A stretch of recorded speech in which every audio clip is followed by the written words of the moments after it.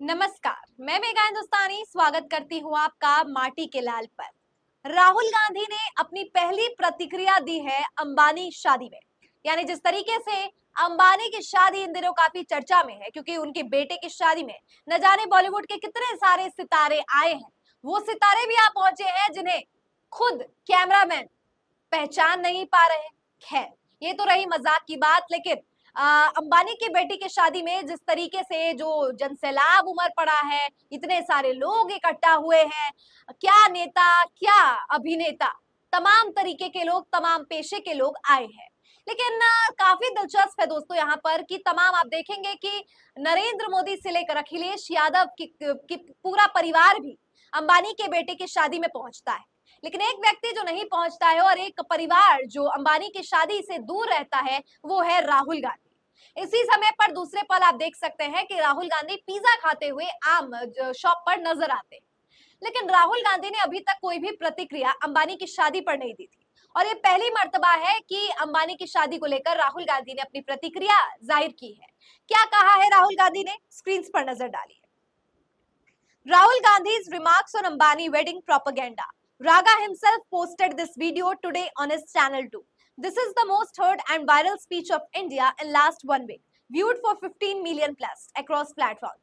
15 million से ज्यादा लोगों ने इस बात को सुन लिया है कि आखिर राहुल गांधी क्यों नहीं पहुंचे थे अंबानी की शादी में। तो आप भी देखिए इस वीडियो को कि किस तरीके से राहुल गांधी ने कहा है कि एक तरफ नरेंद्र मोदी अंबानी की शादी में है, लेकिन राहुल गांधी जनता के बीच है। जनता के बीच का होने का अर्थ ये है कि राहुल गांधी जनता से जुड़े हुए हैं और जनता की बातों को समझते हैं, और नरेंद्र मोदी बतौर प्रधानमंत्री भी जनता से कोई भी लगाव नहीं रखते। ये एक दोहरा मापदंड है और अलग अलग तरीका है दो अलग नेताओं का। इससे साफ है कि जनता का नायक, जनता का लीडर, जनता का नेता राहुल गांधी है, और नरेंद्र मोदी जो है वो अंबानी की शादी में गए हैं, तो उनके लिए कौन प्राथमिकता है, इससे साफ तौर पर प्राथमिकता समझ आ जाती है। अब इसे लेकर क्या कहा गया है देखिए। At the time when the entire political class in country is feeling grateful for attending the marriage in the Ambani family, no member of the Gandhi family attending the event is giving a deep political and moral message. यहाँ लिखा गया है कि जहां एक तरफ अंबानी की शादी में तमाम बॉलीवुड वाले, तमाम पॉलिटिशियंस पहुंच गए हैं, देश से लेकर विदेश तक अंबानी की शादी में लोग परफॉर्म करने के लिए आए हैं, तो वही एक परिवार, गांधी परिवार, अंबानी की शादी में न जाकर एक बहुत बड़ा संदेश दे रहा है। क्या है ये मोरल संदेश, वो भी देख लीजिए। The people are appreciating their stand. The Nehru Gandhi family has been committed to probity in public life and the welfare of people since the days of Motilal Nehru, father of Jawaharlal Nehru. Not being afraid of anyone and not bowing before any kind of allurement has been a tradition in the family. If the Nehru Gandhi family chose politics as their vocation, they always made difficult choices to maintain high moral standards. ये बात कही है AICC secretary in charge Chhattisgarh के चंदन यादव ने। और बात ये है कि मोतीलाल नेहरू से लेकर जवाहरलाल नेहरू और पूरा गांधी नेहरू परिवार, अगर उन्होंने राजनीति को अपनाया है, तो उन्होंने अपने मोरल स्टैंडर्ड्स को हाई रखने के लिए बहुत मुश्किल से भरा चॉइसेस लिया है। यानी बहुत सी ऐसी चुनौतीपूर्ण स्थितियों का सामना किया है जो कि इस देश में बहुत कम लोग ही जूझ पाते हैं, उन मुश्किल सवाल को हल कर पाते हैं या उन मुश्किल परिस्थितियों का सामना कर पाते हैं। नेहरू गांधी परिवार उन परिवारों में से एक है। राजनीति को अपनाया है तो अपने सिद्धांतों पर चलेंगे, यानी जनता के बीच रहेंगे और अंबानी की शादी का बॉयकॉट करेंगे। लेकिन दोस्तों, भारतीय जनता पार्टी ने इस पर क्या तीखी टिप्पणी की है वो देख लीजिए। The tendencies that incite violence are ignited by the negative statements that the political parties make. The use of words like violence and murder for short-term political gains by the political parties is unfortunate, the BJP national spokesperson said. He said use of words like violence and murder should be stopped.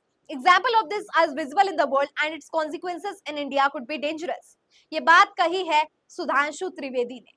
Addressing concerns over the increasing use of violent rhetoric in political discourse, the BJP national spokesperson on Thursday cited an article written by retired senior IPS officer in National English Daily to corroborate his point. जरा मुझे एक बात बताइए, इसमें लिखा गया है कि राहुल गांधी हत्या जैसी शब्दों का प्रयोग करते हैं, संविधान की हत्या हुई। ये बात कौन कह रहा है, राहुल गांधी कह रहे हैं या नरेंद्र मोदी कह रहे हैं? दूसरा सवाल, इसमें लिखा गया है कि राहुल गांधी हत्या, मर्डर जैसे शब्दों का प्रयोग करके अपनी राजनीतिक महत्वाकांक्षाओं का इस्तेमाल करते हैं।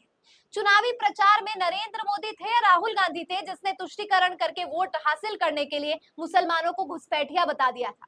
क्या इससे राष्ट्र का सौहार्द नहीं बिगड़ता, या केवल राहुल गांधी कह रहे हैं तभी सौहार्द बिगड़ेगा? तीसरा सवाल, राहुल गांधी अगर हत्या का शब्द का इस्तेमाल कर रहे हैं तो मणिपुर में एट्रोसिटी हत्या हुई थी, मणिपुर में महिलाओं के साथ अभद्रता हुई थी। भारतीय जनता पार्टी को जहां चाहिए कि मणिपुर के बारे में वो भी बताए कि हत्या हुई है, बर्बरता हुई है, महिलाओं के खिलाफ चीजें हुई है, तो इससे इस पर बात करने की बजाय आप इस पर पर्दा डालना चाहते हैं। और अब आप चाहते हैं कि विपक्ष भी बात ना करे उन मुद्दों पर जिससे देश की स्थिति खराब हुई। इस प्रकार के दोहरेपन से एक बात साफ हो जाती है दोस्तों कि भारतीय जनता पार्टी की मंशा केवल इतनी है कि वो अपनी राजनीतिक महत्वाकांक्षाओं की पूर्ति कर सके। सत्ता पर होने के बावजूद अगर देश के किसी कोने में आग लगी है, देश के किसी कोने में बाढ़ आई है, देश के किसी कोने में नफरत फैली है, तो सत्ताधारी होने के नाते कुछ करते नहीं। और दूसरा, अगर विपक्ष कोई बात कहता है तो इसे लेकर सवाल खड़ा कर देते हैं। ये अपने आप में दुर्भाग्यपूर्ण है दोस्तों कि किस तरह की स्थिति आज की वर्तमान राजनीति में देखने को मिल रही है, जहां एक तरफ डोनाल्ड ट्रंप को मारने की हत्या की साजिश रची गई, तो उसके लिए ये जिम्मेदारी ठहरा दिया गया कि वो इस बात का शब्दावली का इस्तेमाल करते हैं और फलाना ढिमकाना। तो इसे भारतीय परिप्रेक्ष्य में इस तरीके से देखा जाता है। और इसे लेकर अमित मालवीय ने भी ये बात कही थी कि किस तरीके से राजीव गांधी और इंदिरा गांधी अपने हत्या के लिए खुद जिम्मेदार है। जरा मुझे बताइए कि अपने राजनीतिक अगर कोई चुनाव कर रहा है, कोई कुछ फैसला ले रहा है, तो क्या आप उस राजनेता को मार देंगे? और अगर ऐसा सचमुच मुमकिन है और अगर ऐसा आजादी है, तो आखिर इस देश में सबसे ज्यादा नफरत फैलाने का काम किसने किया है? इस देश में आग लगाने का काम किसने किया है? आपसी सौहार्द को बिगाड़ने का काम किसने किया है? जहां पर सचमुच कोई घटित हो रहा हो जिस जगह, उस पर चुप रहने का काम किसने किया है? बावजूद इन तरीकों के, बावजूद इन सच्चाई के, भारतीय जनता पार्टी आज राहुल गांधी को ही गुनहगार बता रही। जिस व्यक्ति ने देश को जोड़ने का काम किया, देश से जुड़ने का काम किया, देश की समस्याओं को प्राथमिकता देकर अब सबसे पहले देश के दुख को और देश को आगे रखा, आज उन पर ऐसे सवाल खड़े हो रहे हैं कि वो हत्या जैसे शब्दों का प्रयोग कर रहे हैं, वो आज ऐसी बातें कर रहे हैं और इसकी वजह से कुछ घटित ना हो जाए। तो क्या अब आपको 56 इंच वाले प्रधान नरेंद्र मोदी में इतना भी विश्वास नहीं है? क्या आपको बीजेपी के ट्रोल आर्मी और भारतीय जनता पार्टी के कार्यकर्ताओं और समर्थकों पर विश्वास नहीं है कि वो बीजेपी और नरेंद्र मोदी की जान बचा लेंगे? हद तो तब हो जाती है जब पंजाब से नरेंद्र मोदी वापस आते हैं तो जिस प्रकार की टीका टिप्पणी करते हैं कि मैं बचकर आ गया। इससे एक बात तो साफ हो जाती है कि 56 इंच वाले प्रधानमंत्री में बिल्कुल भी जोर नहीं, और वे निहायती डरपोक प्रधानमंत्री जो देश में घटित खुद मुद्दों पर बात नहीं करता और अगर विपक्ष करे तो उसकी आवाज को भी दबाने का काम करता है।